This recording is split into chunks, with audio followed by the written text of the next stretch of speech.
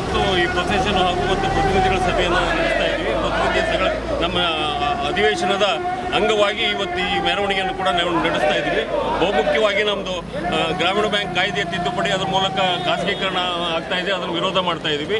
ಗ್ರಾಮೀಣ ಬ್ಯಾಂಕ್ಗಳನ್ನ ಒಟ್ಟಾರೆ ಸೇರಿಸಿ ಒಂದೇ ರಾಷ್ಟ್ರೀಯ ಗ್ರಾಮೀಣ ಬ್ಯಾಂಕ್ ಮಾಡಬೇಕು ಅನ್ನೋದು ಮತ್ತು ಕರ್ನಾಟಕ ರಾಜ್ಯಕ್ಕೆಲ್ಲ ಒಂದೇ ಈ 3 ಗ್ರಾಮೀಣ ಬ್ಯಾಂಕ್ ಏನಿದೆ, ಕರ್ನಾಟಕ ವಿಕಾಸ ಗ್ರಾಮೀಣ ಬ್ಯಾಂಕು, ಪ್ರಗತಿ ಕೃಷ್ಣ ಮತ್ತು ಏನು ಕಾವೇರಿ ಗ್ರಾಮೀಣ ಬ್ಯಾಂಕ್ ಏನಿದೆ ಅದನ್ನೆಲ್ಲ ಸೇರಿಸಿ ಒಂದೇ ಗ್ರಾಮೀಣ ಮಾಡಬೇಕು ಅಂತ ಹೇಳ್ತಕ್ಕಂಥ ಒಂದು ಬೇಡಿಕೆ ಕೂಡ ಇದೆ. ಅದರಂತೆ ಗ್ರಾಮೀಣ ಬ್ಯಾಂಕ್ ಉದ್ಯೋಗಿಗಳಿಗೆ ವೇತನದಲ್ಲಿ ಸಮಾನತೆಯನ್ನು ಕೊಟ್ಟಿದ್ದಾರೆ ವಾಣಿಜ್ಯ ಬ್ಯಾಂಕ್ ಜೊತೆಗೆ, ಆದರೆ ನಿವೃತ್ತಿ ವೇತನದಲ್ಲಿ ಸಮಾನತೆಯನ್ನು ಕೊಟ್ಟಿಲ್ಲ.